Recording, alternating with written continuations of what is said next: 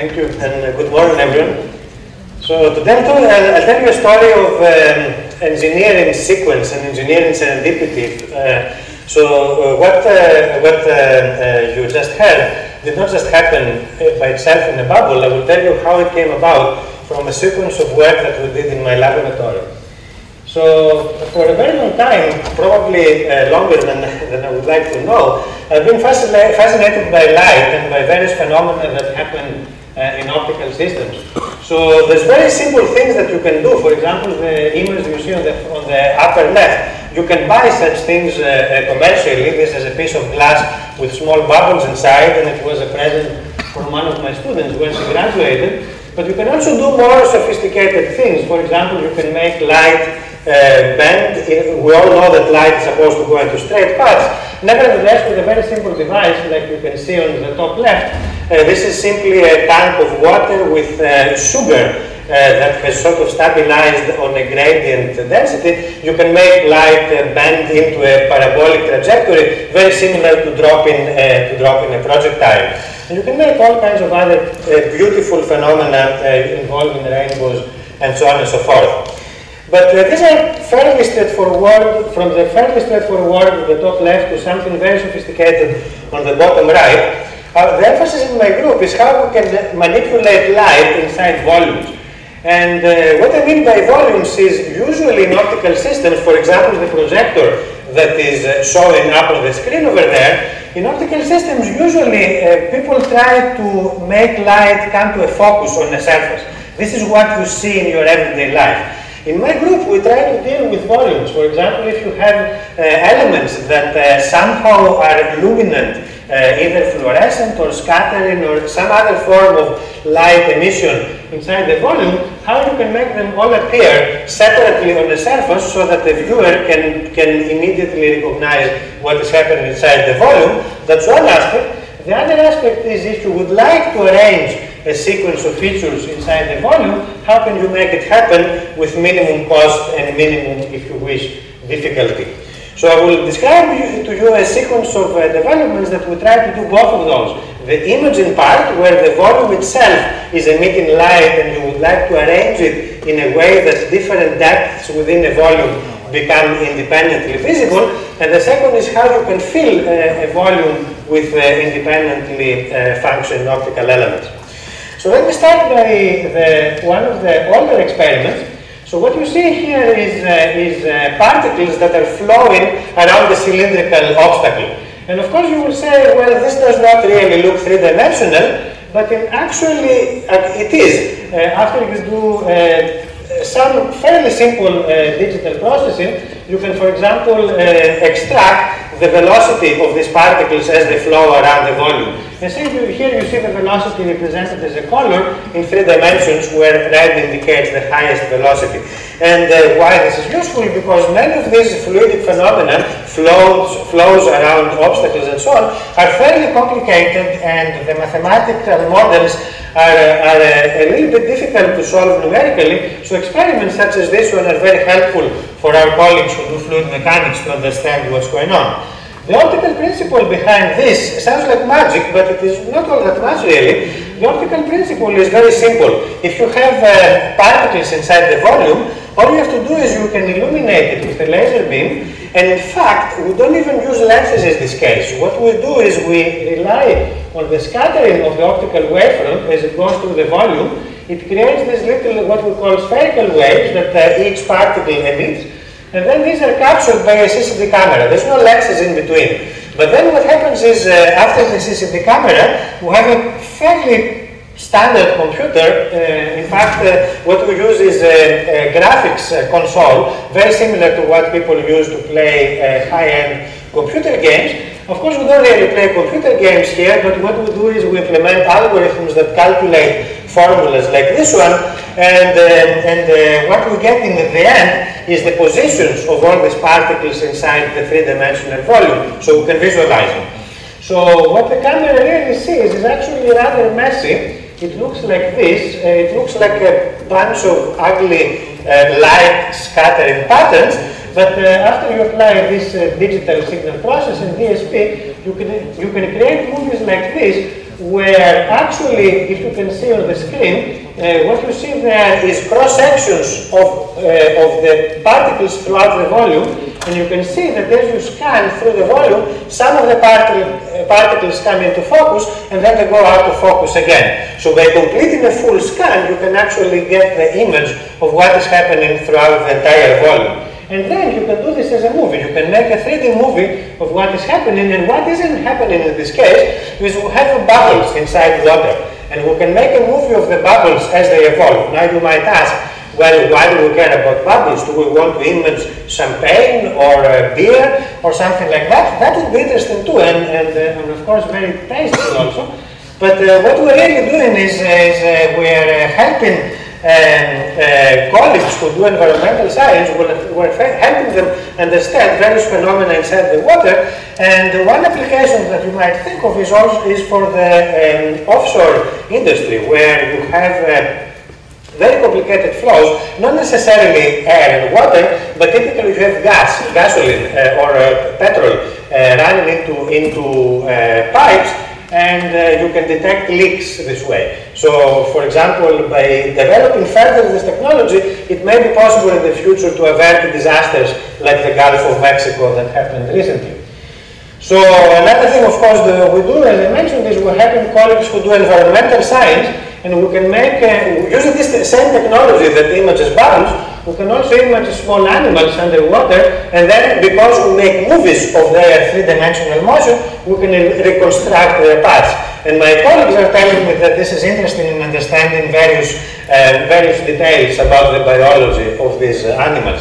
So what we're doing here in Singapore is we are basically creating a fleet of autonomous and semi-autonomous vehicles. Some of them are kayaks on the surface, some of them are autonomous submarines that go underwater, and all of them, they carry not only optical but also other imaging equipment, acoustic, and also temperature, pressure measurement sensors, all kinds of different measurements, which, and also they have equipment that allows them to communicate with each other and also with other vehicles flowing overhead. And this way we can actually image and understand better not only the life in the ocean, but also other phenomena relating to pollution, relating to defense and security, and so on and so forth.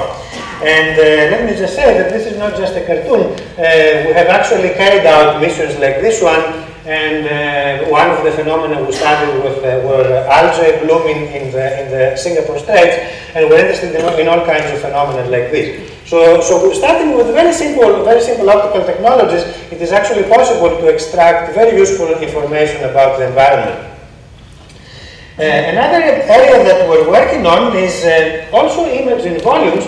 But in this case, the difference is that the imaging here is fluorescent. So fluorescence is an optical phenomenon that I do not have time to describe in detail, but it basically allows us to image tissue. The difference between what was happening before and what I'm describing now is that we are dealing with tissue in vitro, that is from cut out from animals, or even in live animals. This is our ultimate ambition. And as you can see on the right-hand side, again, we can create images of the cells inside of individual structures inside tissue. This particular example is actually onion skin, not a very interesting piece of tissue, but we've carried out numerous experiments with the same technology in animal tissue, and we're also starting with human tissue. The principle here is a little bit different. We use an element called the hologram. And this, you may be familiar with holography. This one is a bit different than what you may have seen in museums, an art exhibit. This is called a volume hologram, and it is called so because it is created again in a relatively thick holographic material. The holograms you see in museums are typically thin on holographic film. So this element is created by multiple exposures of the material by light beams, and after the exposure is complete, what you get is an element that allows you to separate different depths within a volume and allows you to image them simultaneously on a camera as shown here. And what we're doing with this technology is actually imaging animals live. So we can image small fish and perhaps even bigger animals. That's our hope. So that our colleagues who do biology then they can use these imaging results to understand diseases, how they happen, how they occur, and how to better treat them. So the next question that we started asking is if we can pattern volumes so that we can control better what is happening inside the element. Because if we can do that, then we can of course make better imaging elements. So the idea that we came up with is that instead of trying to fill up the volume bit by bit, that sounds very hard, instead we can start with a surface which can be patterned relatively easily using semiconductor technology. And after you pattern it, you can actually fold it. You can fold the surfaces that you have patterned, and you can create fairly complex three-dimensional shapes, as you can see in the cartoon here. But you can also make them in real life, and we've done that extensively. You can see an example here. And even more recently, we participated in an art exhibit that encouraged you to go and look up more details online. The artist's name is Tavares Strand. And this is an example of a small house. It kind of looks like a house if you take artistic license, I suppose, that represents the artist's view of the house of his mother being very far away. He lives in the United States now, and his mother is in the Caribbean. So the size of the house here is the size of approximately 10 micrometers. That is, you could fit approximately 10 of these houses in the cross-section of the human hair. So it is really, really very tiny, and it was created in 3 dimensions using this folding technology. Of course, the surfaces that you fold are not very interesting on their own. What is really interesting is what you pattern on them. And we can do fairly sophisticated things. For example, we can make surfaces like this one, where we can pattern features of variable density. And it turns out by doing that, we can make a lens. If you calculate the way light should propagate in this kind of structure, you discover that it focuses light, very similar to the lenses that we use in everyday life, except this is a little bit exotic. And we actually made this kind of structure. This is the experiment. But the reason I'm showing you is not because of the value of this one, even though it is interesting on its own. It led us to another interesting discovery, which will be the last that I will talk about. The way this looks, it contains small rods of, this is actually silicon, and these are very small rods. Their diameter, as you can see, is in the order of 100 nanometers. They're 100 times smaller than the house that I showed before. It means you can fit several tens of thousands of those within the cross-section of human hair. That's how small they are. But it got us thinking that light propagation in this kind of uniformly spaced structure is what we call isotropic. And what this means is that the polarization of light, as it goes through the structure, it has the same velocity whether it is polarized horizontally or vertical. For those of you who have no physics background, light is actually an electric field that has a polarization vector. So if light is propagating in this direction, you have an associated electric field that can be anywhere on that plane. So if the structure is isotropic, then independent of where this polarization is, it will propagate with the same velocity. However, if you make it anisotropic, then you can actually control the relative velocity of light depending on the polarization. And in this case, for example, you can make it anisotropic by squeezing the lattice, or you can make it anisotropic by squeezing the elements in the lattice. So starting to think about anisotropy, it occurred to 2 of my postdoctoral associates, Yuan Luo and Baile Zhang, who are both based in Singapore, but they were working on different projects.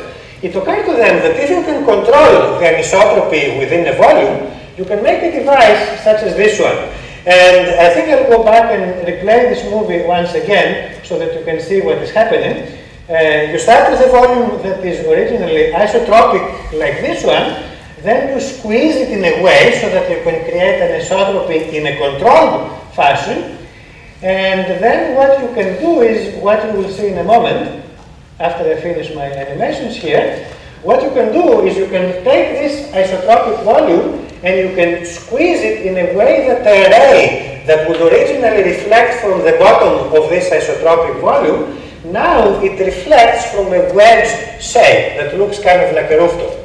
But you can see what is happening here. Despite this reflection from the wedge, after the ray exits the anisotropic volume, it actually remains the same as it had been in the case of the isotropic volume. And there is a bit more to it than that. Not only the direction of the ray and its location is the same as before, but even more importantly from our point of view is that the optical path length of the ray, that is the physical signature of the light as it went through this volume, it remains the same. So that means that the scientific instrument sitting on the receiver end would not be able to distinguish the ray, whether it came through the flat reflector with an isotropic volume or from the wedge reflector with an anisotropic volume. And for that reason, because they're indistinguishable, we call it an optical cloak. Whatever goes under this small wedge at the bottom is not visible to any, not only to the human eye, but to any scientific instrument. And it turns out that, to create this kind of anisotropy, we don't have to go too far. There's a natural material called calcite. And the calcite has been known for more than 150 years. It creates an effect called double vision. And you can see, if you look through it, you see double. Even if you're not drunk, you still see double through calcite. But this is not what we exploited. What we exploited is this same anisotropy, but for this cloaking phenomenon. And of course, there's some math associated with it, but the piece of calcite, it looks like this. It is itself a triangular wedge. In actuality, we actually truncated it to save some money, but it should be really a full triangular wedge if you really wanted to follow the math strictly. And what it does, it's something like this. If you put a piece of paper under the small wedge, the piece of paper actually cannot be seen when you look straight up. If you look from the side, you can see. That's what we call it a two-dimensional cloak. But if you look straight ahead, the piece of paper disappears. And of course, this is something that is very exciting for the imagination. As you heard at the beginning, it is kind of reminiscent of science fiction kind of things like Harry Potter and other examples. But I want to tell you straight up that we're not really there yet. We are taking baby steps, and this is a pretty good one, but we're not really yet at the point where you can cloak an entire person, for example. You could imagine practical situations where this device can hide elements. For example, underwater, it might be possible to put devices like this one and hide long items such as cables underwater. And we're actually working in this direction, but like every scientific project, there's usually some time between the original invention and the practical realization. And before I conclude, let me say some thoughts about how this all came about and how this might eventually become useful. Generally, we're driven by needs. Engineers try to address needs of society. Science is usually driven by curiosity, and the two seem to be at odds with each other, but in reality they're not. And that is because in order to solve a really important problem, it is very rare that you can do it with what you already know. Usually, you have to go outside the box, outside the boundary, and discover something new. And this is where curiosity comes about and becomes very helpful. So my message is that usually good science and good engineering, they need a healthy balance of the two, of the curiosity and the sense of need for the society that you serve. Thank you very much.